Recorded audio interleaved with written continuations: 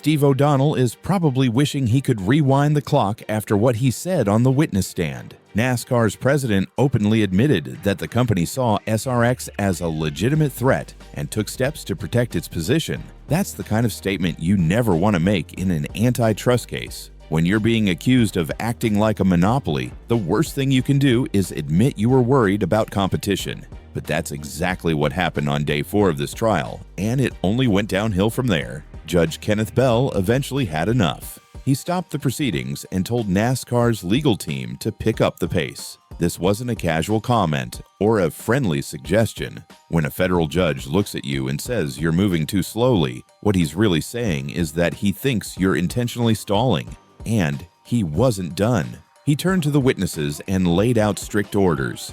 Answer questions directly. No rambling. No attempts to dodge. No wandering into long explanations. Yes or no when it's possible.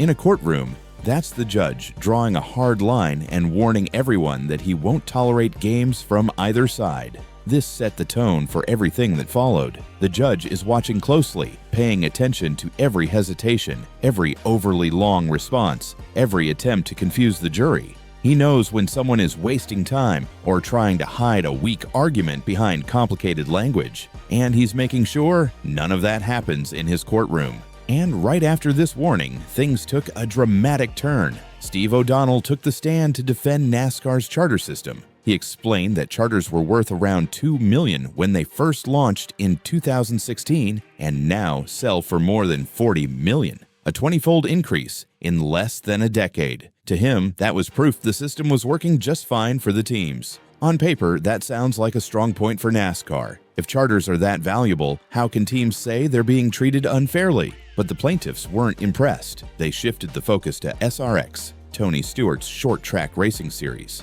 It's tiny compared to NASCAR. 6 races a year, smaller venues, older cars, and more of an exhibition feel than a full competitive league. Under normal circumstances, it shouldn't even register on NASCAR's radar. Yet the testimony revealed something surprising. NASCAR genuinely saw SRX as a competitor.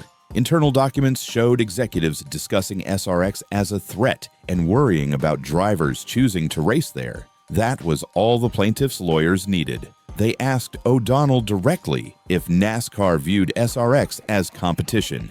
He had to say yes. Then they asked if NASCAR took steps to limit driver participation in SRX. Based on the evidence, the answer was also yes. That admission created a huge problem for NASCAR. They're arguing that they're not a monopoly. They claim teams have plenty of choices and that NASCAR is simply one of many options in motorsports. But their own internal documents contradict that claim. If NASCAR truly believed they had real competition, they wouldn't be afraid of a small 6-race series run by a retired driver. When you don't have monopoly power, you don't fear small players. You ignore them. The fact that NASCAR acted so aggressively toward SRX suggests they know they hold significant power, and they're willing to use that power to shut down even the smallest threats. The lawyers then moved to the charter restrictions themselves. These agreements don't just regulate NASCAR participation, they restrict where teams can race, what series drivers can compete in, and even what opportunities they're allowed to pursue outside of NASCAR. O'Donnell defended these rules by saying they protect NASCAR's brand. He argued that if drivers raced everywhere, it would confuse fans, undermine the value of the NASCAR product, and scare off sponsors. He insisted these limits actually benefit teams by keeping NASCAR's identity strong and exclusive. But the plaintiffs saw it completely differently. They argued these rules exist for one reason only: control. The goal is to trap teams inside NASCAR's system so completely that they can't explore alternatives or build leverage. Once you sign a charter, you're locked in unless NASCAR gives you permission to do anything else. Cross-examination quickly became intense. Lawyers presented examples where teams requested changes to the charter agreement only to be rejected. They brought forward testimony from team owners who said the entire process was take it or leave it.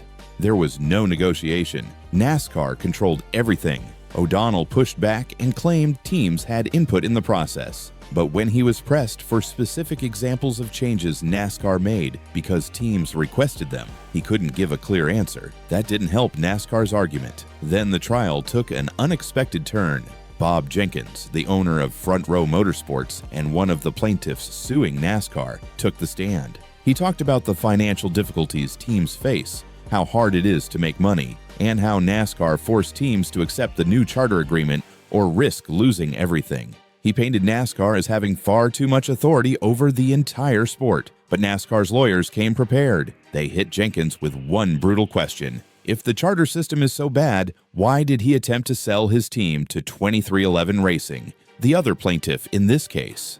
If the system is unfair, why would 23XI Racing want to buy into it? And if the system is rigged, why would Jenkins try to cash out? Jenkins tried to explain that selling doesn't mean the system is fair. He said you can still sell an asset even if the business surrounding it is flawed. But NASCAR's lawyers had already created a cloud of doubt. Jurors don't like contradictions. When a witness says something is broken but still tries to sell it for millions, it raises questions about credibility and motives. The truth is that both sides have valid points. Charters are undeniably valuable. They're selling for tens of millions of dollars, but that doesn't mean teams are actually profitable. Many owners have said they lose money racing. Denny Hamlin has openly said 23XI Racing isn't profitable yet. Brad Keselowski has talked about the financial challenges at RFK Racing. Even with valuable charters, the day-to-day business of running a race team often drains money. It's like owning a luxury house but working 3 jobs to pay the mortgage.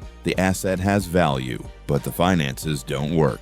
So Jenkins trying to sell doesn't prove the system is fair. It might actually prove how desperate teams are to escape a structure that doesn't allow them to make sustainable profits. Still, NASCAR's lawyers use the moment effectively.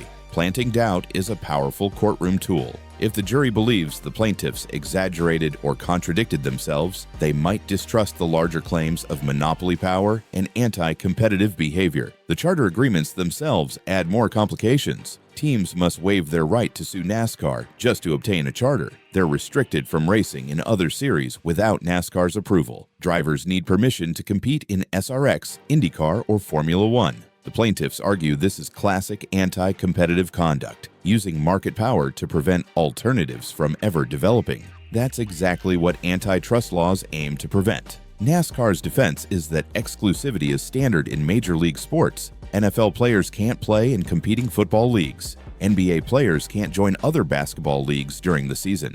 They argue that protecting the product's integrity is both normal and necessary. But the SRX evidence remains the most damaging point for NASCAR. SRX runs only 6 races. They use older equipment. They pay appearance fees instead of massive purses.